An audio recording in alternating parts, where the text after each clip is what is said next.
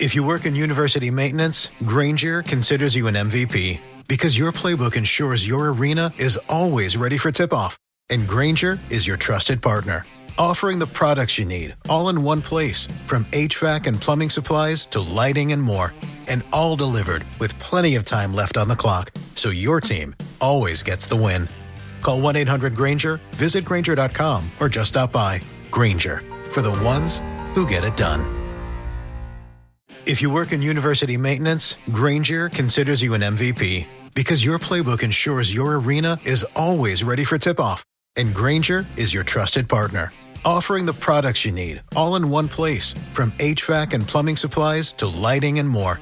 And all delivered with plenty of time left on the clock, so your team always gets the win. Call 1-800-GRANGER, visit Granger.com, or just stop by. Granger, for the ones who get it done. How you doing, Alvin? Hi, Dr. Huxtable. How are you? Thanks for letting me in. It's okay. Hi, Mrs. Huxtable. Hello, Elvin. Is Sandra ready? Well, not yet, but she'll be down in a little while. Would you and Dr. Huxtable like some coffee? Coffee? Yeah, coffee. You mean you're gonna get it? Yes? You're surprised? I'm sorry, Mrs. Huxtable. I didn't think you did that kind of thing. What kind of thing? You know, serve. Serve whom? Serve him. Oh, serve him! As in serve your man? Well, yeah. Let me tell you something, Elvin.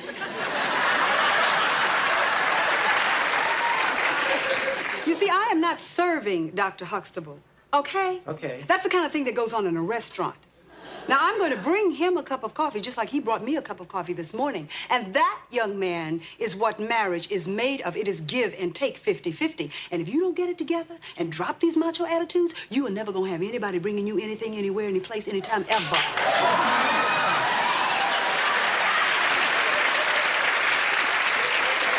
Now, what would you like in your coffee? Maybe I could get you some coffee. Oh, well, that's all right. I don't mind getting it, but thanks for offering. Alvin, Yes, sir. when she brings the coffee back, if I were you, I wouldn't drink it. Ladies and gentlemen, thank you for listening, downloading, and subscribing to the latest edition of the 12 Kyle podcast. I'm 12 Kyle. Check this out. On this podcast, we're going to talk about Black motherhood. Shout out to Claire Huxtable, one of the dopest Black mothers of all time. On this week's podcast, we have a special co-host. The co-host is no stranger to the show, as she's been on the podcast several times. It's my homegirl, Chantay. Chantay is the CEO of HER. That's an acronym for Heal, Empower, Restore. And they talk about the effect of trauma on the brain, your behavior, relationship attachment disorder, and self-parenting. Now, Chantay is a lot of things, but more importantly, she's a great mother and a very close friend. And we go way back. So it felt really cool to sit down and interview her and just talk about her journey through motherhood and just being a Black mother. Now, you don't necessarily have to be a mother to have listened to this podcast, but I want you to sit back, relax. We'll drop the theme music and we'll get the podcast jumping. Let's get it.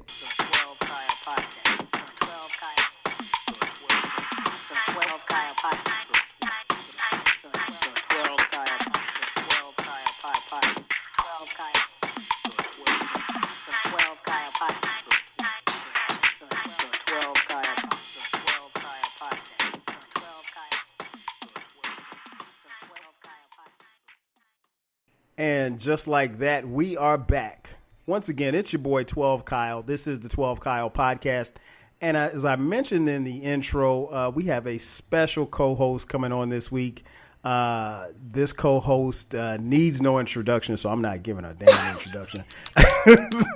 Seriously, she's been on the podcast before several times. Great friend of the show, someone who, according to Facebook, I've known for 11 plus years. It really doesn't seem that long, but it's been longer than that, actually. We go back like cook crack. My homegirl, Chantay, is in the building. Chantay, what up? Hello. What's cracking? Nothing much. How are you? I'm good. What's going on in the H-Town? Lots of pretty days. Well, I lie. We had some rain a few days ago, but just hotness, humidity. Yeah, man. I can imagine. Got the curls out? No, my hair is actually straight right now, What? and it's suffering. I'm sure it'll be on the next 7 selfies that you post. Yeah. I wanted to get you on the podcast. Obviously, we're talking about Black motherhood. And, when I started looking around, I started thinking about some of my friends who are, mothers and everything. And you were, like I said, one of the first people that jumped to my mind. As we're approaching Mother's Day, I thought it'd be fitting to, actually get someone on the podcast who is a mother and can talk about motherhood. And it's not necessarily, I want, for those of you listening, if you're not a mother, because many of you who will listen to this won't be mothers, but I want you to get this perspective because I'm not a mother. So I can't really tell you much about mothers other than mine. But I wanted to, really just kind of salute Black women and Black mothers in particular, because a lot of times they are constantly and systematically overlooked. And they are truly, as I mentioned on previous podcasts, the backbone of our family and the backbone of our community. So if we're going to talk about motherhood, so I guess we probably should start from the beginning. Tell me about your mother, and in what ways are you guys similar and what ways are you different? My mother is also a Virgo, surprise. Okay. How we're similar. Well, growing up, my mom was a stickler for my sister and me being ladies. And I will remember this till the day I die. She would always say, you guys are going to be ladies, even if it kills me. It's the quiet woman in the corner minding her own business who get all the men's attention anyway. You don't have to be loud. You don't have to be, doing all the extra stuff to get attention. You get attention by minding your business, because people are always intrigued by the woman minding her own business. Thanks. And that it sticks with me. And she was a stickler for appearance. And her words were, when you leave this house, you represent me and your daddy. And if the black of your thigh is showing, meaning in the crease where your butt meets your thigh. It's like, if I can see your black, it's too short. Don't leave this house without combing your hair. And when you get married, you represent your husband. And if you're not married, you represent yourself. So my mom was really big on that. And just and every day she would tell us, you're a queen. You don't have to settle for anything. And when you're in a relationship with a man, when you're tired, you'll know. And until then, nobody can tell you anything. But I'll always be here to support you no matter what. Wow. So that was my mom in a nutshell. Wow. So any ways that you guys are similar or different? We're different. I'm more of a free-spirited parent. I'm not so, and I don't want to say hands-on like I'm an absent mother, but I leave more room for my children to come into their own. I wanted them to always be free thinkers and to be able to make decisions on their own without me telling them directly, this is what you should do. You have to do it this way. You have to do it that way. Because I wanted them to develop critical thinking skills and just be more of a guiding hand instead of, a rulership over them. And we're very similar because we're very, very protective of our children, always emotionally available to the children to make sure that they grow up with as least emotional problems as possible. So that's how we're more similar, more not alike, Okay. at least to me. So it sounds like the apple don't fall too far from the tree. Not really. That's a good thing. That is truly a good thing. So now your journey as a mother, I guess I probably should also ask, when did you know that you were ready to have kids? I didn't. I never knew. I was never one of those little girls or teenagers who grew up thinking about having a husband and a house and, the white picket fence and the children. Right. All I ever wanted in life was to be a businesswoman and to travel the world doing business. And I was fairly young, when I got pregnant with my first child.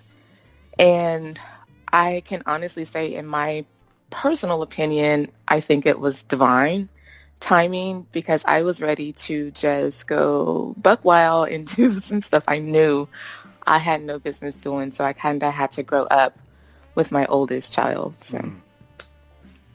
So he saved me, I would say, from doing probably things that were irreparable to my own self in my own life. So how old were you when you had him? 18, just a few months shy of my 19th birthday. Wow. Young buck.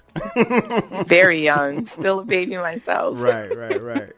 That's always interesting though, because that also, you know, that dynamic, that also can lead to a lot of closeness, you know, with you and your child as well. You know, when you're kind of, like you said, growing up with your kid and everything. So I always wonder with women, like, you know, like you said, because some do grow up, you know, being the princess and, you know, marrying the guy coming in on the the white horse and, you know, that type of lifestyle. Like you said, the 2 kids, the white picket fence with 2 kids and a dog and the whole 9. And then there are others that don't really necessarily dream about, you know, becoming a mother, but at some point become a mother, and how they transition into that world.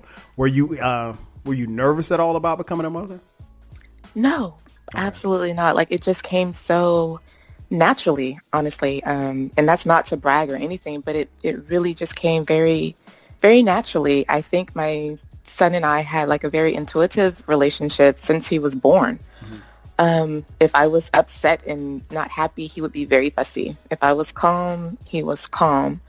And I had a great example in my mom. Like, I knew, you know, just by watching her, how to be a nurturer.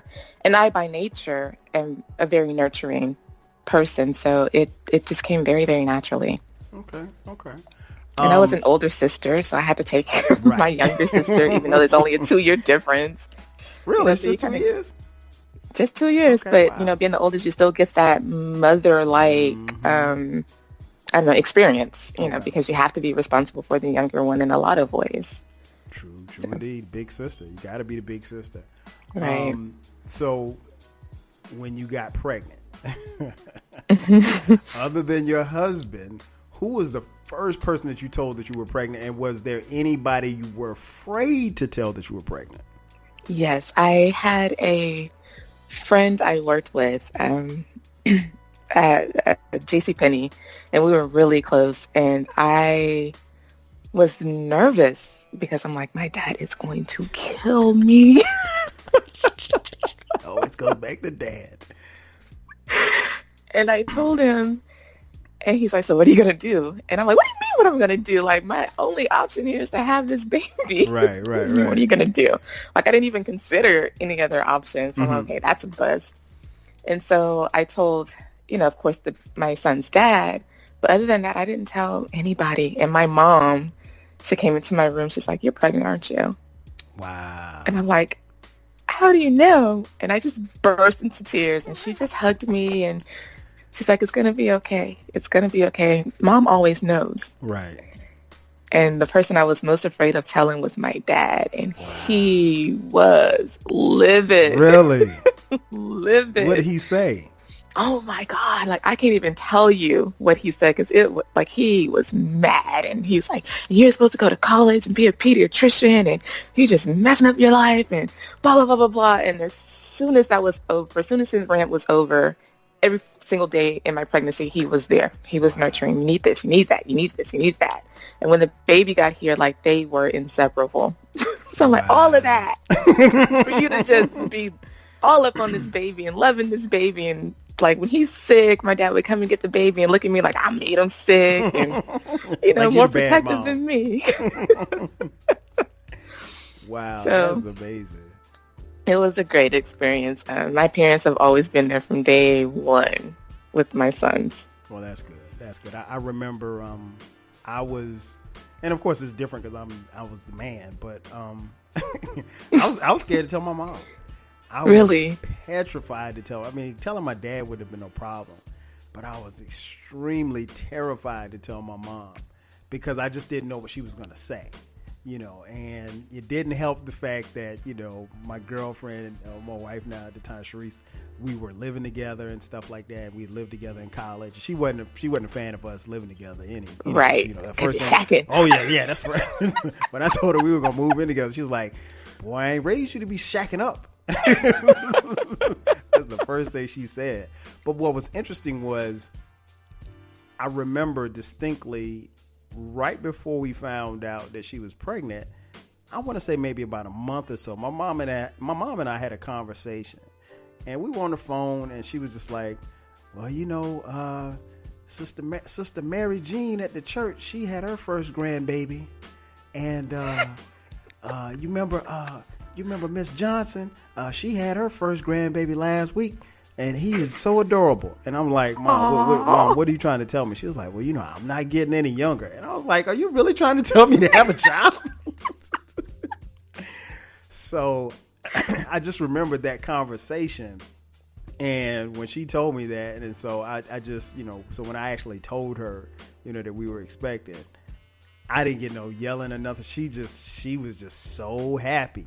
Aww. She was thrilled, and you know, given the fact that our son Dion was the first grandchild on both sides, it was a special time. But yeah, I was extremely nervous. I mean, like when I gave her the news and she, you know, was so happy, and I could hear the joy in her voice. I felt like the world was lifted off my shoulders. I felt like I could tell the world, because she was the first person that I told. So really? No, wait a minute. Let me go back. I think I told my brother first. My brother's 3 years younger than me. I think I told him first. And you know, one of the first things he said was, he's like, "You talked to Mom yet?" And I was like, "Nah, not yet." He was like, "Well, I talked to her earlier. You might want to call her today because she's in a good mood." And I was like, "Okay, I'm gonna call her."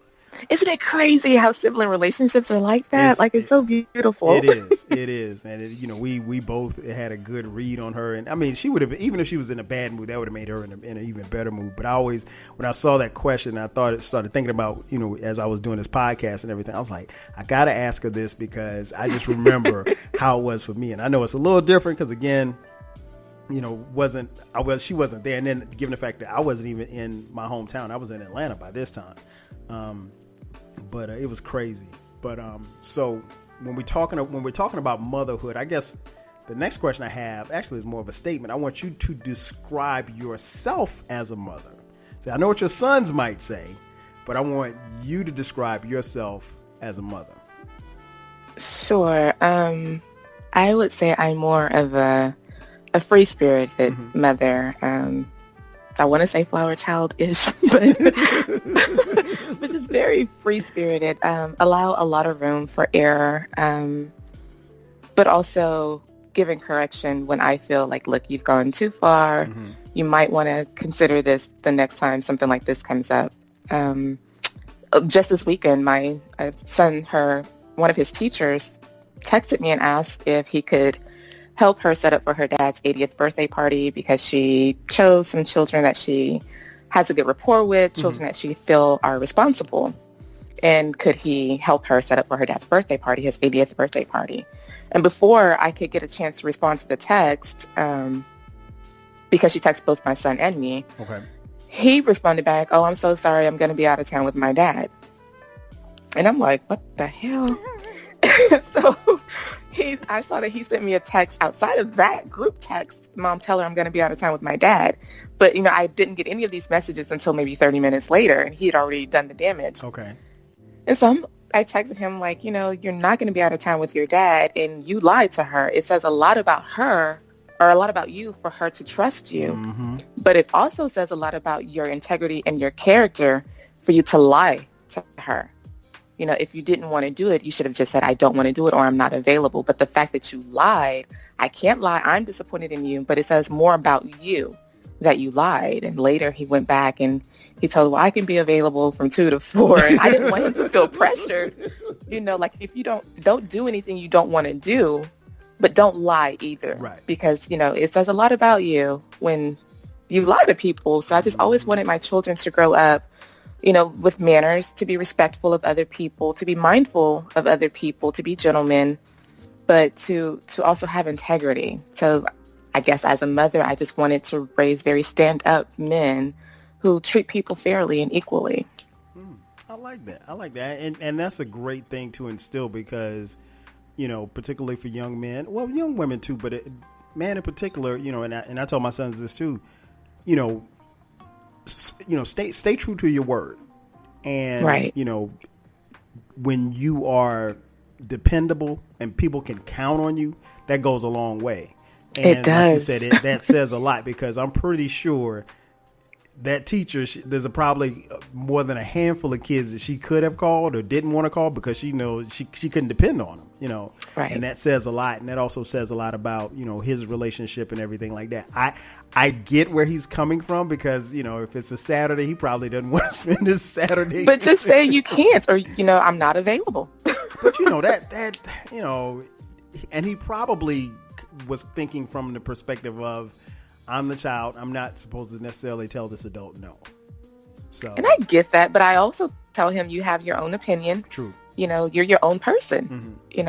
I'm not going to make you do anything you don't want to do unless it's something that you really need to do. Gotcha. So it's not like you grow up with this instilled fear of I got to obey all the adults. No, you require respect just like adults require respect. So no, there was no reason for him to lie. We're not going with that. There was no reason for him to lie. And he's going to France with her over the summer. It's a group of them from school taking a trip to France, a 9-day trip. And it's like, you're going away to another country with this woman, and if you're in her good graces, I'm pretty sure she'll look out for you more because she has a rapport with you. Exactly. And not just for that reason, but, it goes a long way, as you said. Well, trust me, I can't really think of too many of my teachers would have asked me to come. Yeah. It's a couple of them probably would have never said that text. Oh, well, him? Kyle? Oh, no, I ain't. Let's move on down. Move on down this roll. Okay, so let's go back. Okay. The first year of motherhood. What was that first year of motherhood like for you, if you can remember? And do you think you were ill prepared for it? I do feel I was ill prepared emotionally. Okay. That year I was an emotional wreck. I tried to breastfeed him and he wouldn't latch on. He couldn't latch on, and I cried and cried and cried like, why won't my baby latch on?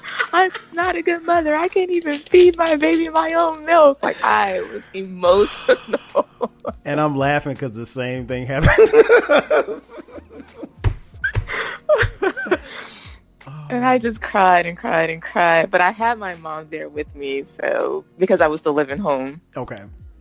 So I had my mom with me, but it helped me to grow up emotionally very, very quickly. That year was very emotional. But it was also a high time emotional, watching this little being that you gave life to, come into his own and, begin to develop and become his own person was such a beautiful experience. Like, very, very beautiful. So it was both emotional and beautiful. Gotcha. Wow, that and I, like I said, I couldn't help but laugh because we went through the same thing with Dion in the hospital, and it was just, Sharice is just like, she was having a fit, and I'm like, look, and then once they gave him a bottle, it was a wrap. He wasn't gonna nurse. So it was just like, he got the bottle. He's like, man, I don't need that over there. I got this right here. Just bring that to me, And so she was not happy about that. And me being a new father, I didn't necessarily understand. And she gonna kill me for telling the story, but it's the truth though. But it happens, and it's one of those things where parenthood in particular, you don't really. I mean, you could tell people about it, but when you're in those shoes, you have to make that walk. It's not really right. much. That experience is your own. Yeah, exactly. I mean, people can give you advice and kind of help you along the way, and I'm pretty sure it helped having your parents there. But at the same time, just being a mom, I mean, you were solely responsible for this young man. So right. And I just felt so inadequate. Like, I can't even feed my baby. Like, this is what my body is made to do, and I can't even do that. Were you at that time, since you were young? Were you even concerned about society's perception? I mean, because a lot of times we see, well, maybe not so much as now, but I guess when we were coming up, you'd see girls, teenage girls, young adults pregnant, and the way it quote unquote looked, teen moms and stuff like that were kind of quote unquote looked down upon. Did you ever worry about that, or was that ever a concern? My only concern with that was I didn't want people to look at my mother any kind of way, with her being, at the time, she was a preacher. I mean, she's a pastor now, but at the time she was a preacher. And I didn't want anybody judging her according to my actions, because she raised me right, air quotes around right, according to the church. But I made my own decisions.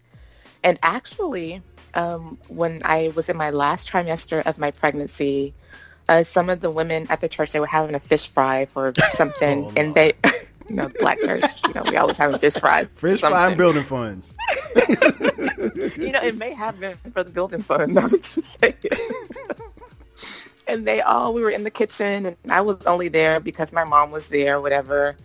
Because we lived at church, and they all just kind of surrounded me and told me, their stories about how they got pregnant out of wedlock. Some of them, as young as 15 years old. Some of them had been pregnant and, really young and had miscarriages. And some of them had, been pregnant and actually gave birth to their babies. And they were just, loving on me and letting me know that they were still proud of me. Like, you're still smart. You're still beautiful. We don't look at you any differently. You're still the same as you've always been to us. We don't shun you.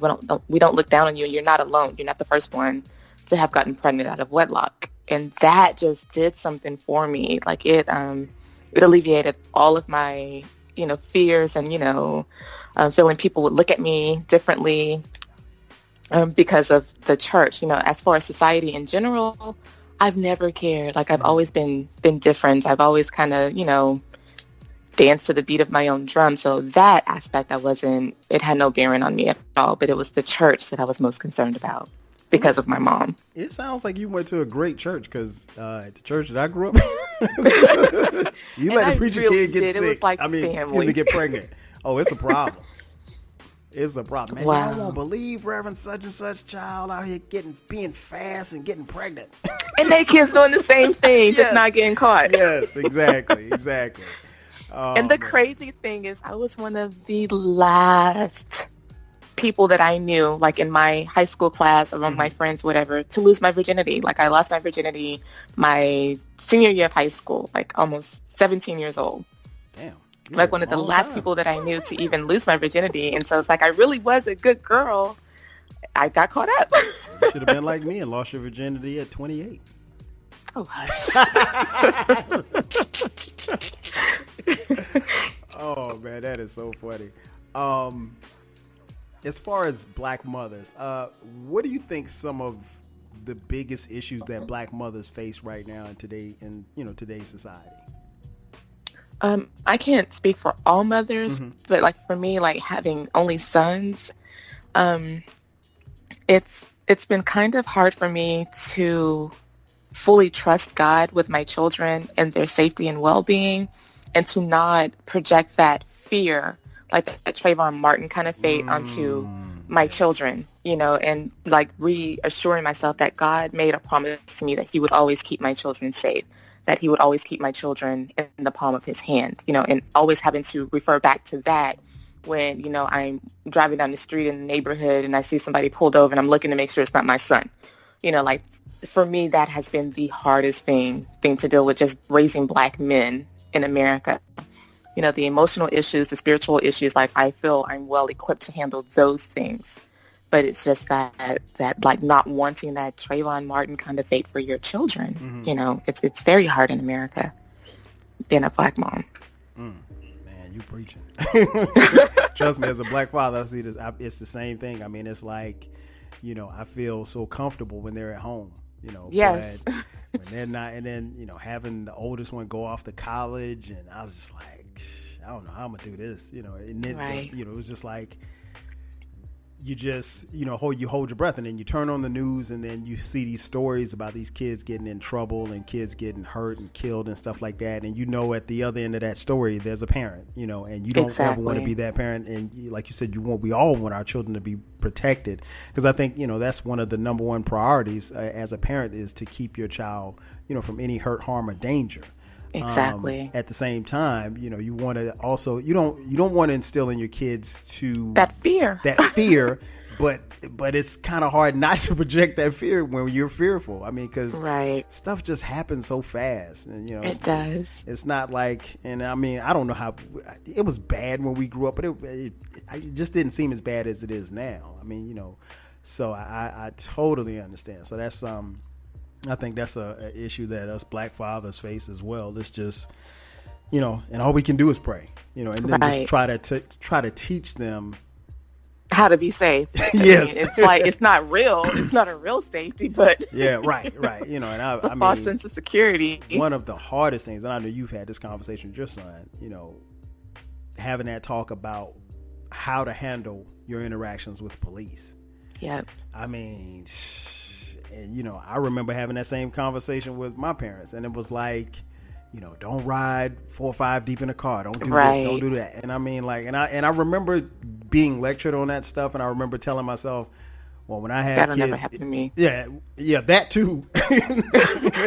Other than being racially profiled about 10 times in my life, but getting to the point of saying, well, when I have kids, that I won't have to worry about having this conversation. And we still do. We still do. Hopefully, long time from now, when we have grandkids, hopefully they won't have to live in that world. But it's unfortunate. But but no, I totally understand where you're coming from on that one. That is something that I think we all face and we all have to deal with. Speaking of, do you think it's harder now to raise a child as opposed to when your mother was raising you and your sister, or do you think it's easier? Go ahead. Well, I said, or do you think it's easier? I don't think it's easier or more difficult. I just think it is what it is. There were challenges that they faced back then. Like, I remember growing up, it seems like it's all the same. There were little girls. I remember, like, our entire community was shook. Like, this little girl got abducted and she was raped,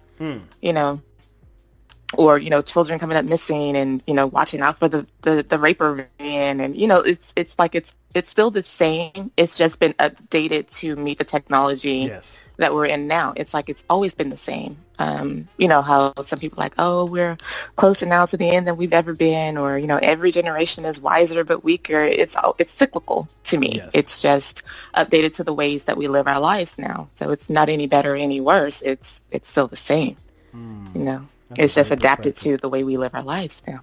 That is so true. That is a great perspective. And you're right. Technology is kind of caught up, but it's, like the old people saying, ain't really too much new under the sun. It's just not. We're being really exposed to more, but it's still there, and that's definitely a concern for any black mother. What has surprised you most about motherhood? What has surprised me most about motherhood?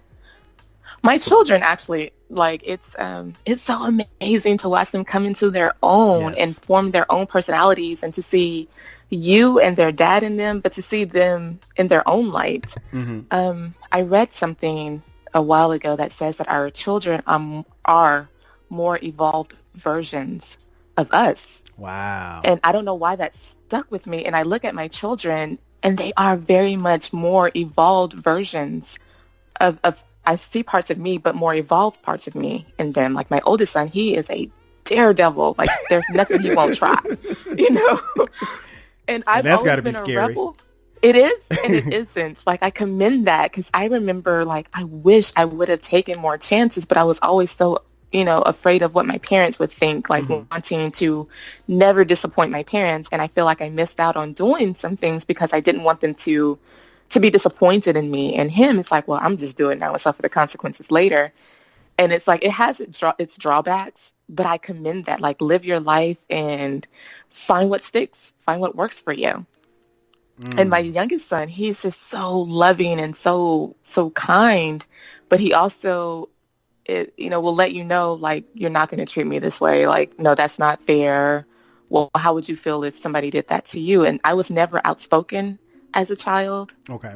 Out of, respect, children are to be seen and not heard. But I always wish I would have, stood up for myself more, Oh, man. And so I respect them as individuals, as their own people, as young men coming into their own. And, like, some of their attributes, like, I wish I was more like that. Like, I take chances, but they were undercover chances. Like I wouldn't let everybody know what I did, but him, he's like, no, you're going to see what I'm doing. Wow. Undercover chances. That sounds just like you. That is a good point too, and I never really thought about it like evolved versions of ourselves. I could definitely see that, and I sometimes I see certain things in our middle son Cameron, and he reminds me so much of myself, and then like some of the little quirks and stuff that he has that I had that I really don't want him to have. Like I just want to just choke him. Like trying to parent the you out of your children. Oh my God, yes, Q. I'm telling you, this dude, he is me at the age that I was, and I'm like, okay, but he's just so carefree and so laid back and so cool, and it's like, bro, I need you to be a little bit more assertive than cool, and he's like, and he's probably thinking, well, Dad, you assertive and you cool, what's the deal? And it's like, I'm like, I need you just to push a little more. I don't need to have to keep pushing you. I want you to develop that push within yourself. Right. But yeah, you're right. I see a lot of them, both of us actually, in our children, and it's a beautiful thing, especially as you see them evolve as they get older. Right. The scary thing is when you look at them and you realize that they're an adult. Yes, that is very, very scary. It's very hard to deal with because you don't feel like they're ever really. No. No. I mean, think about it. You've raised two young men, and you have, your mother and father there. And I'm pretty sure on many levels, you are like your parents equal. You may not ever say I'm equal to my mother and dad, but you really are. You may not right. ever Technically, see you are. Yeah, exactly. You may not ever, and your sister as well. Right. But you just see yourself as just you're still their little baby, and that's the way they still. That's how you see your children. Exactly. So it's always great to see their evolution. So the next question I had is, what do you want or wish for your kids? Above anything else, above all other answers, I wish them genuine happiness. Because so many of us grow up with our parents' expectations, what society expects of us. Like you're supposed to go to college, get this great job, be a doctor, be a lawyer, be whatever, and, get married, have children, and that will make you happy. And a lot of people did that and they're not happy. I personally believe that we all have gifts and talents that we were born with that are to be utilized and maxed out for the greater good. And ultimately, that's our purpose for coming here, whatever our natural gifts and talents are. And that's what genuinely makes us happy.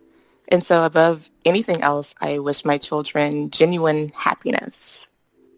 Amen. I agree totally. I think we want the best for them.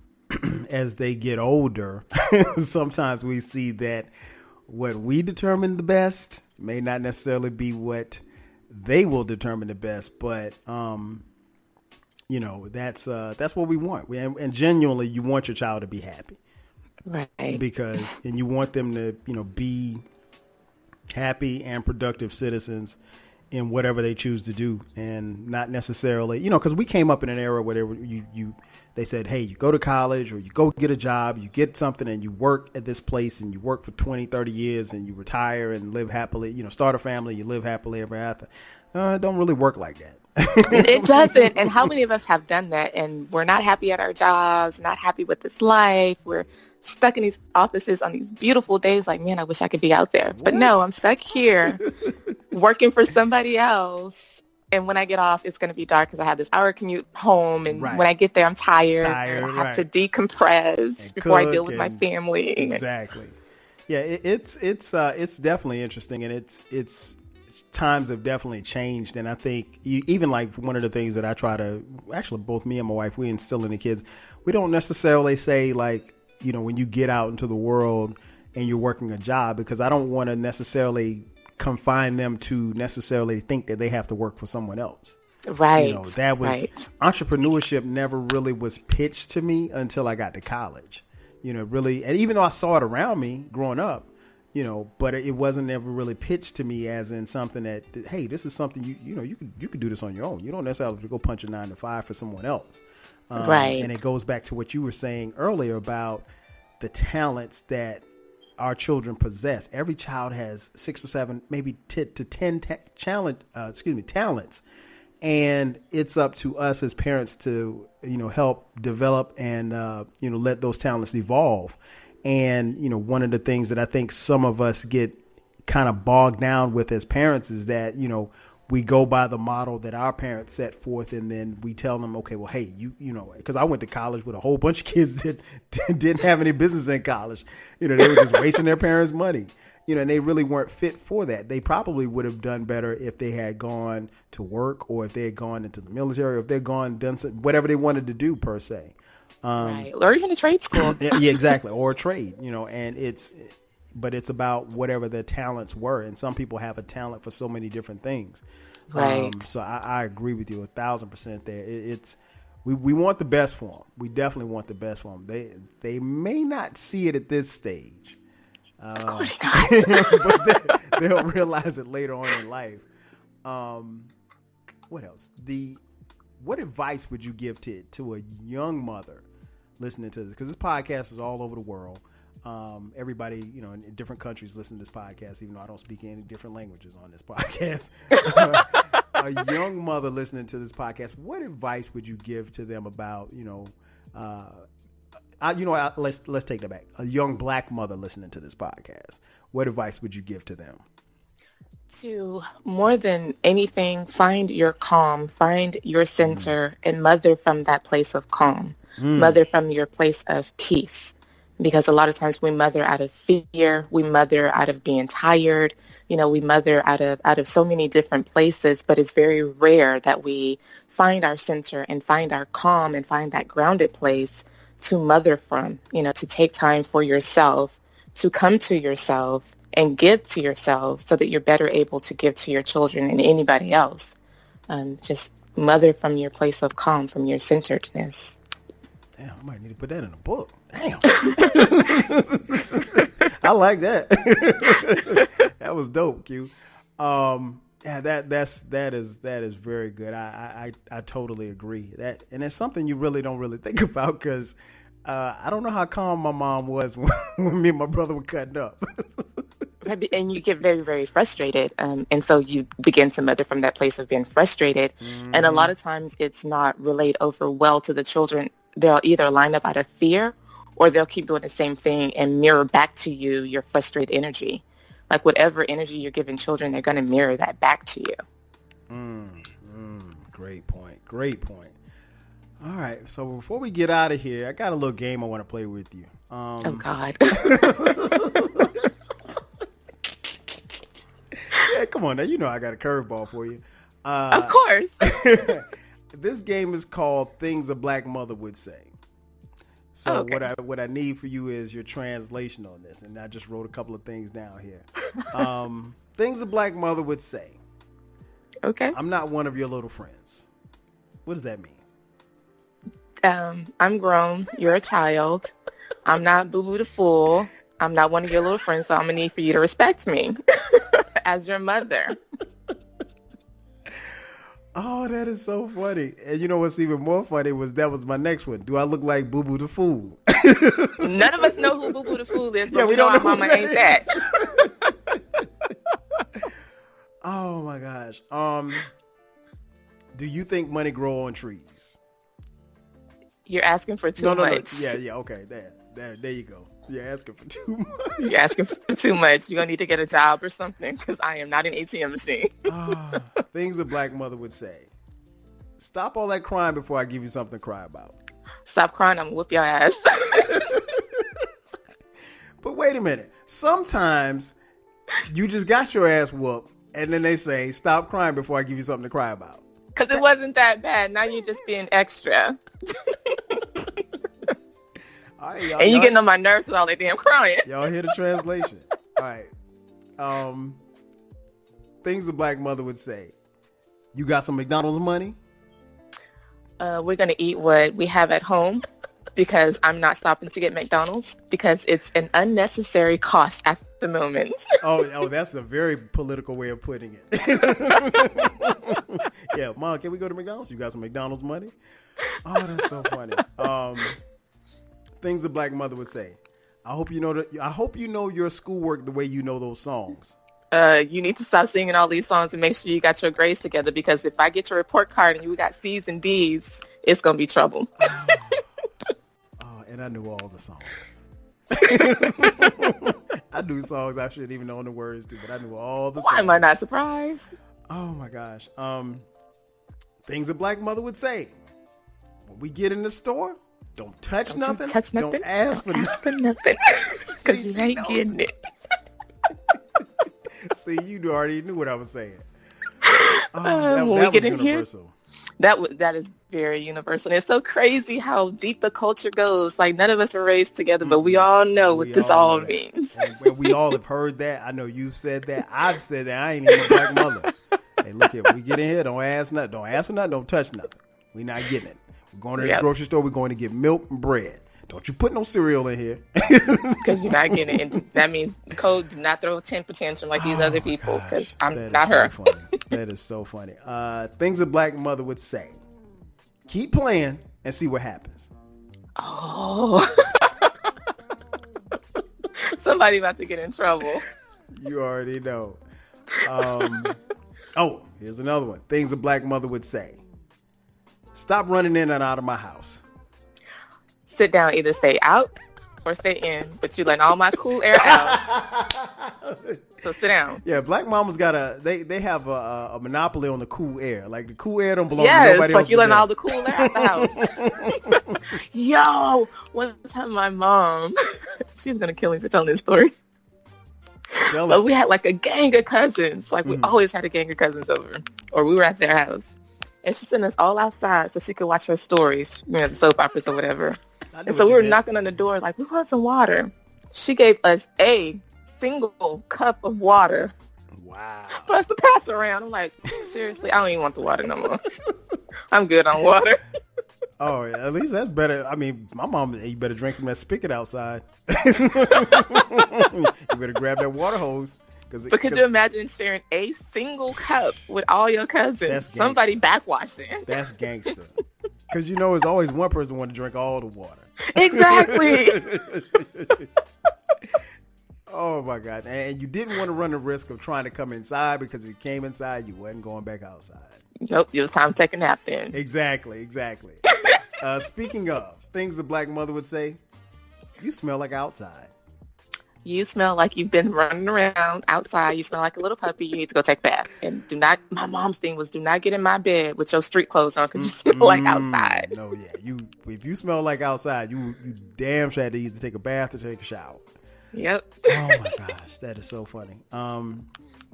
Things a black mother would say. I brought you in this world, and I can take you out. Don't play me. Do not play me. And this one's universal. Things a black mother would say. Go sit down somewhere. Literally, go sit down somewhere and get out of my face. You better get, and that's usually preceded by, you better get out of my face. Yes. This one didn't go around to everybody, but I'm pretty sure a lot of black people heard this one. Things a black mother would say. Don't make me slap the black off of you. Exactly that. No translation needed. Do not make me slap the black off of you. Because your black mother literally would slap the black off of you. Or into next week. Yes. Yeah. I'll knock you into next week. And last but not least, things a black mother would say. Don't make me have to come in there. Oh, Lord, that means you better do what I told you to do, because if I come in there, it's going to be trouble. Trouble. Oh, my gosh, that is so funny. I had those written out. I had to play that game with you, because I'm pretty sure you've probably uttered all of these. I have some of those, yes, maybe all of them. I love us. I love our culture. Yes. Like, black people can make a joke out of anything. Oh, trust me. The listeners are laughing right now, because everybody who's listening to this, if they didn't say it to their child, their mother probably said it to them. Oh, I got that McDonald's on all the time. Mom, I want to go to McDonald's. You got some McDonald's money? Man, especially if it wasn't the weekend. My sister and I growing up, we only got McDonald's on the weekends. Man, listen, My daddy got paid. I talked about it on the podcast before. Like, we might, unless we were going out of town or something like that, we might have got McDonald's maybe once a month. You know, eating out was... That was a privilege. Yeah, exactly. That was a privilege. So it's like... And that's why I'm like, man, are we raising these little spoiled kids in this house? Because like every Friday, Dad, are we getting pizza and wings tonight? Are we getting? Are we going to the steakhouse tonight? I'm like, bro, man, you better make you a sandwich or something.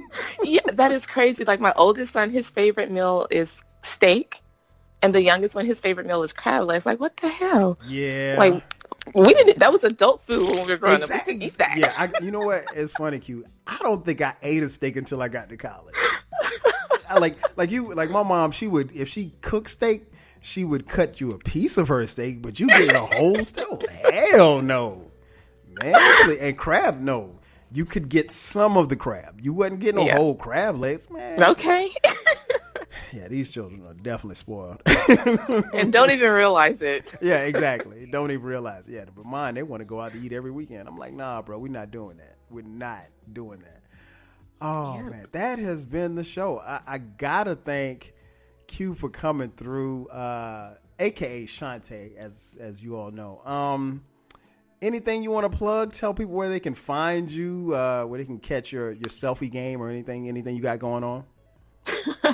Right, just Facebook and Instagram. L Chantay, Chantay with a C, Chantay, and that's it. That's Facebook and Instagram, same handle. Okay. L Chantay. Well, I mean, I think this has been a great podcast, if I do say so myself. To all the Black mothers, happy Mother's Day. Happy Mother's Day to you, Q. Thank you. I want to thank everybody for listening and tuning in.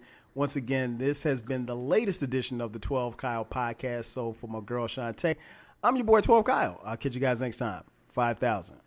If you work in university maintenance, Granger considers you an MVP because your playbook ensures your arena is always ready for tip-off. And Granger is your trusted partner, offering the products you need all in one place, from HVAC and plumbing supplies to lighting and more. And all delivered with plenty of time left on the clock, so your team always gets the win. Call 1-800-GRANGER, visit Granger.com, or just stop by. Granger, for the ones who get it done. When you manage procurement for multiple facilities, every order matters. But when it's for a hospital system, they matter even more. Granger gets it and knows there's no time for managing multiple suppliers and no room for shipping delays. That's why Granger offers millions of products in fast, dependable delivery, so you can keep your facility stocked, safe, and running smoothly. Call 1-800-GRANGER, click Granger.com, or just stop by. Granger, for the ones who get it done.